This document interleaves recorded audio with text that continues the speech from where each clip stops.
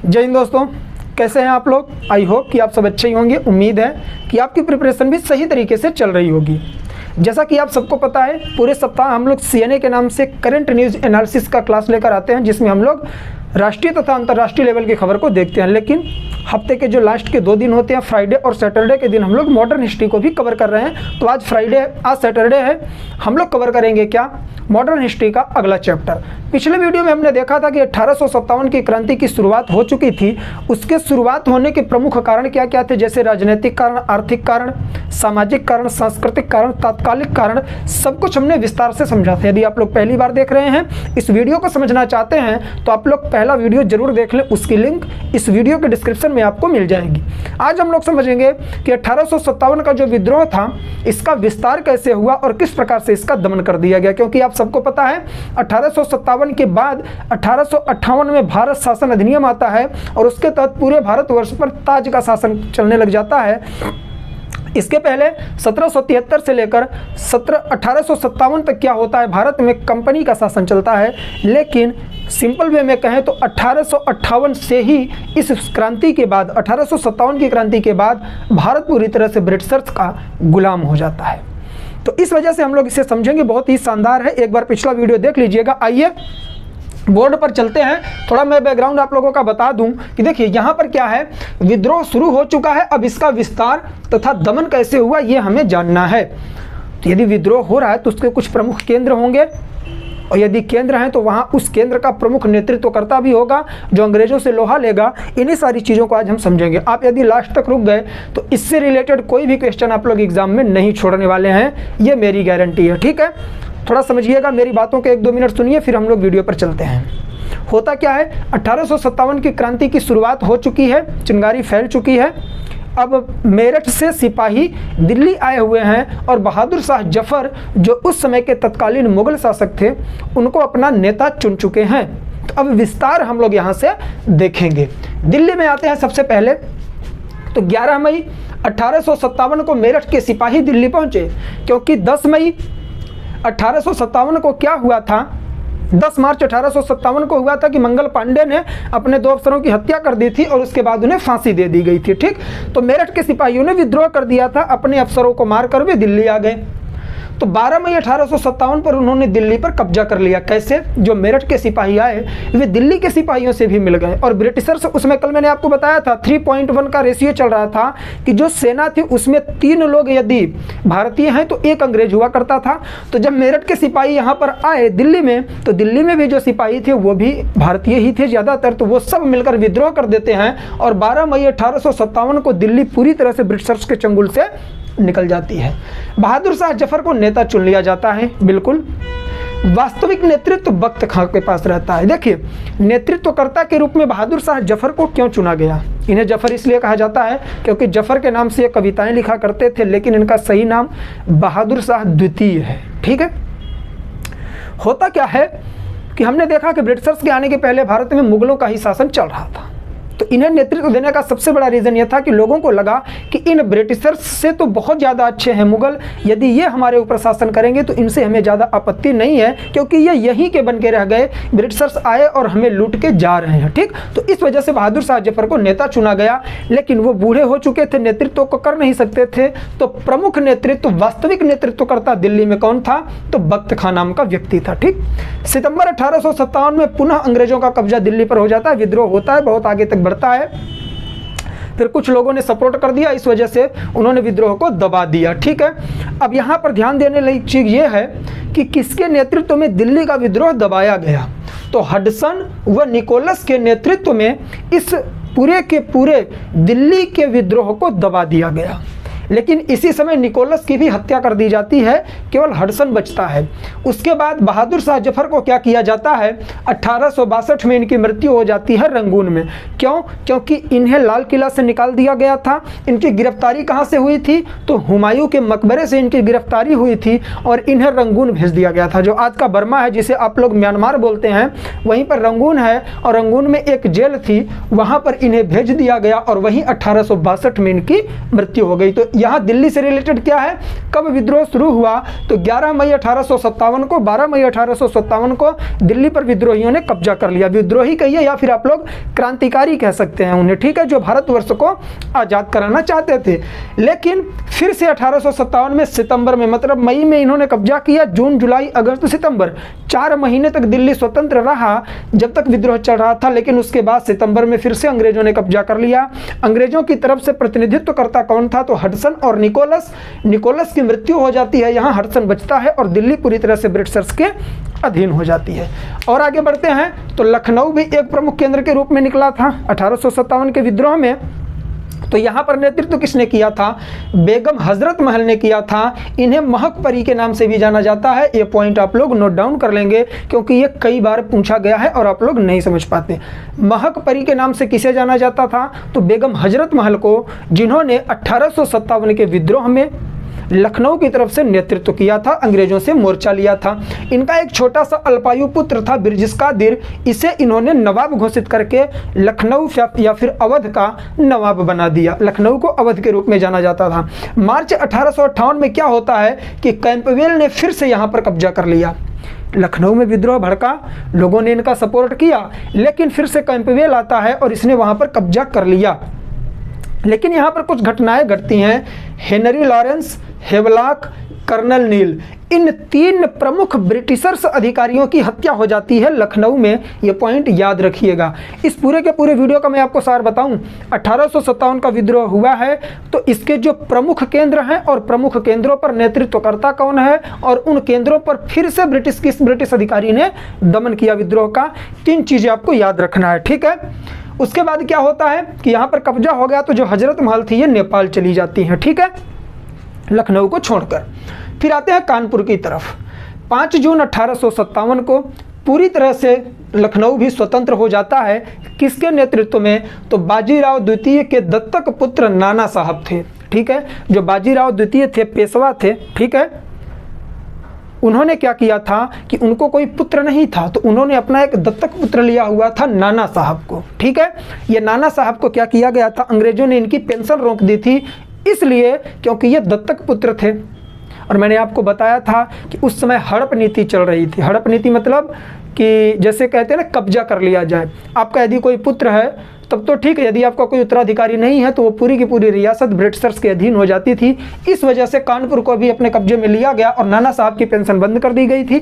तो नाना साहब ने भी विद्रोह में सपोर्ट किया और इनका सपोर्ट सबसे ज़्यादा किसने किया, तात्या टोपे ने, जिसे रामचंद्र पांडुरंग के रूप में जाना जाता है। रामचंद्र पांडु रंग इनका वास्तविक नाम है और इन्हें तात्या टोपे के नाम से जाना जाता था। इन्होंने बाजीराव द्वितीय के पुत्र नाना साहब का सहयोग किया था। कहाँ पर, तो कानपुर में। उसके बाद कानपुर में विद्रोह चल रहा है। 1857 को स्वतंत्र होता है जून में, लेकिन दिसंबर 1857 में कैंपबेल ने फिर से यहाँ पर कब्जा कर लिया। नाना साहब नेपाल चले गए और नाना साहब के लिए एक बहुत कलंक वाली घटना हुई, सती चौरा की घटना। ध्यान से सुनिएगा। हुआ क्या, एक सती चौरा नामक स्थान था, वहाँ पर ब्रिटिशर्स फंसे हुए थे अपने फैमिली के साथ। तो नाना साहब ने कहा ऐसा है आप लोग निकलो और चले जाओ यहाँ से, मैं कुछ नहीं करूँगा। लेकिन जैसे ही वो लोग बाहर आते हैं तो महिलाएं और बच्चे भी थी ब्रिटिशर्स की, और नाना साहब ने उन पर फायरिंग करवा दी, उन सब की हत्या करवा दी थी।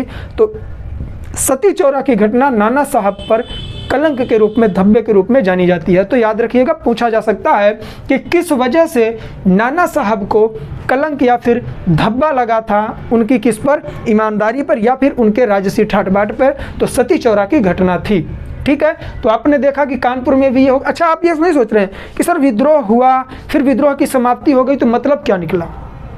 देखिए, और क्यों हुआ ऐसा, दमन क्यों हुआ क्या कि ये जो विद्रोह था ना, केवल मैं बात करूं तो उत्तर पश्चिमी भारत तक ही सीमित रहा, ज़्यादातर उत्तर प्रदेश में।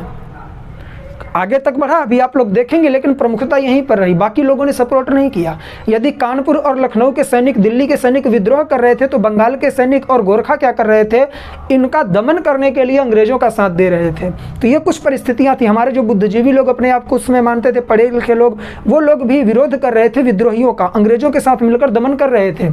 और जो देसी जमींदार थे उन्हें फ़ायदा हो रहा था ब्रिटिशर्स के क्षेत्र में, क्योंकि किसानों का शोषण कर रहे थे वो, ठीक है।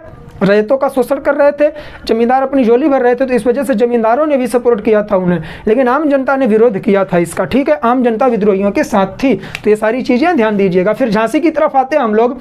जून 1857 में रानी लक्ष्मीबाई ने यहाँ पर प्रमुखता संभाली, ठीक है। रानी लक्ष्मीबाई हिरोज नामक व्यक्ति से पराजित हो जाती हैं और ये ग्वालियर चली जाती हैं, ठीक। ग्वालियर में तात्या टोपे का इनको सहयोग मिलता है। क्यों? क्योंकि उस समय नाना साहब जो थे ये नेपाल चले गए थे, हार चुके थे, ठीक है। तो ये दुर्ग की रक्षा करते हुए वीरगति को प्राप्त हुई। कौन? रानी लक्ष्मीबाई अपने दुर्ग की हत्या करती हुई। कहते नहीं है खूब लड़ी मर्दानी, वो तो झांसी वाली रानी थी, ठीक। तो उन्होंने पूरी शक्ति के साथ लड़ा अंग्रेजों से और उनकी हत्या कर दी गई, ठीक है। दुर्ग की रक्षा करते हुए उनकी हत्या कर दी गई। लेकिन तात्या टोपे ने क्या किया, ये छापा मार युद्ध करते थे, जंगलों में जाकर ब्रिटिशर्स को काफ़ी समय तक परेशान करते रहे। लेकिन 1859 में इनका ही एक मित्र था मान सिंह, इसने गद्दारी कर दिया और इन्हें पकड़वा दिया और 1859 में तात्या टोपे को भी फांसी दे दी गई। देखिए मैं फिर से रिपीट करूंगा, मैं जो बोल रहा हूँ स्टोरी वाइज लेके चल रहा हूँ जिससे कि आपके समझ में आए, लेकिन आपका पॉइंट कहाँ पर होना चाहिए कि प्रमुख केंद्र कौन सा है, वहाँ पर नेतृत्व किसने किया और उसका दमन किस अंग्रेज अधिकारी ने किया। इन तीन व्यक्तियों का दो व्यक्तियों का नाम और केंद्र का नाम याद रखना है आपको, ठीक। अब आते हैं इलाहाबाद में। इलाहाबाद में इसकी प्रमुखता, आज जिसे प्रयागराज कहा जा रहा है, वहाँ पर मौलवी लियाकत अली ने किया और इनका दमन किया जनरल नील ने, ठीक है। तो ये चीज़ें याद रखिएगा। यदि फैज़ाबाद में जाएँ तो अहमदुल्लाह नामक व्यक्ति ने वहाँ पर नेतृत्व किया, विद्रोहियों का विद्रोह किया, क्रांति की, और कंपवेल ने पूरी तरह से इसे दबा दिया। बनारस में सामान्य जनता ने विद्रोह किया और जनरल नील ने वहां पर जाकर जनता को पूरी तरह से शांत करवा दिया। यदि हम बरेली की बात करें तो खान बहादुर खान ने नेतृत्व संभाला और कैंपवेल ने इस नेतृत्व को खत्म किया, दमन किया। बिहार में कुंवर सिंह ने नेतृत्व संभाला, लेकिन कुछ समय के बाद कुंवर सिंह की मृत्यु हो जाती है, तो इनके भाई अमर सिंह ने नेतृत्व संभाला। लेकिन आगे चलकर विलियम टेलर और विंसेंट आयर ने पूरी तरह से बिहार के विद्रोह को खत्म कर दिया। जगदीशपुर नामक जगह से शुरू हुआ था, कुंवर सिंह वहीं के राजा थे। यदि हम असम की बात करें तो मनीराम दत्त ने वहां पर विद्रोह किया, लेकिन आगे चलकर मनीराम दत्त को फांसी दे दी जाती है। यदि हम सुरेंद्र भाई की बात करें तो इन्होंने उड़ीसा में नेतृत्व संभाला, आगे चलकर इन्होंने आत्मसमर्पण कर दिया था, ठीक है। उसके बाद राजस्थान की बात करें तो जयदयाल और हरदयाल नामक दो भाइयों ने 1857 के विद्रोह का नेतृत्व किया था। तो इतने प्रमुख स्थान थे, इन सबको याद रखिए किसने कहां पर नेतृत्व किया। ये सारा मैटर आप लोगों को एक जगह नहीं मिलेगा। और यदि आप लोग कंटिन्यूसली मेरा वीडियो देख रहे होंगे तो आपको एनसीईआरटी पढ़ने की आवश्यकता बिल्कुल भी नहीं है। चलिए अब थोड़ा हम लोग जान लेते हैं कि विद्रोह की असफलता के प्रमुख कारण क्या थे। जमींदारों व शिक्षित वर्ग का सहयोग न मिलना। मैंने आपको बता दिया कि जो जमींदार थे उन्हें फायदा हो रहा था ब्रिटिश शासन में, क्योंकि वो रैयतों का शोषण कर रहे थे। रैयत बोले तो किसानों का वो शोषण कर रहे थे, मनमाना लगान वसूल रहे थे। और जो शिक्षित वर्ग के लोग थे इनका कहना यह था कि यदि हम ब्रिटिशर्स का सहयोग करें हमारे ऊपर शासन करने में तो कहीं ना कहीं ये हमारे लिए लाभप्रद होगा। ये बहुत छोटी बात है, उस समय के लोगों की मानसिकता जैसी रही हमें मतलब नहीं है उससे, ठीक है। और उसके बाद कुशल व योग्य नेतृत्व की कमी थी।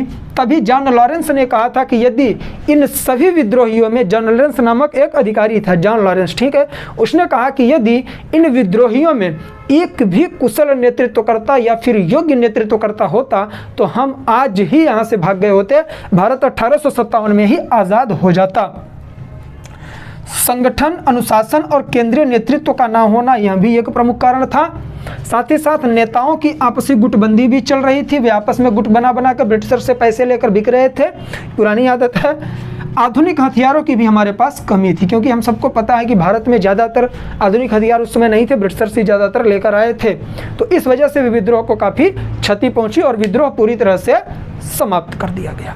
तो इस तरह से ये वीडियो था, हमने देखा कि 1857 का विद्रोह का विस्तार कैसे हुआ और इसका दमन कैसे हुआ। प्रमुख, मैं फिर से बोल रहा हूँ, शीर्षक समझ लीजिए आप लोग इसका, कि प्रमुख केंद्र कौन कौन से थे, वहां पर विद्रोह का नेतृत्वकर्ता कौन था और उस विद्रोह का दमन करने में किस ब्रिटिश अधिकारी ने अपना योगदान दिया। इन तीन चीज़ों को आपको याद रखना है। प्रमुख केंद्र यही थे, इनके अलावा प्रमुख केंद्र एक भी नहीं थे विद्रोह के। और यही कारण था, यदि पूरे भारतवर्ष के लोग एक साथ आ जाते, पूरे भारतवर्ष के लोग, जैसे कि राष्ट्रीय आंदोलन इन्होंने किया, गांधी जी के साथ जुड़े, सबके साथ जुड़े, देश को आज़ाद करवाया, यदि 1857 में इतना सब कुछ हो चुका था, ब्रिटिशर्स के दांत खट्टे हो चुके थे, यदि पूरी जनता और पूरे भारतवर्ष के लोग, सभी राजनेता, सभी जमींदार और सभी उस समय के देशी रियासत के लोग मिलकर ब्रिटिशर्स का विरोध करते, तो कहीं ना कहीं 1857 में ही हमारा भारतवर्ष आज़ाद हो गया होता। ठीक है, तो चलिए, उम्मीद है कि आपके समझ में आया होगा। अगले वीडियो में अब हम लोग शुरू करेंगे ताज का शासन।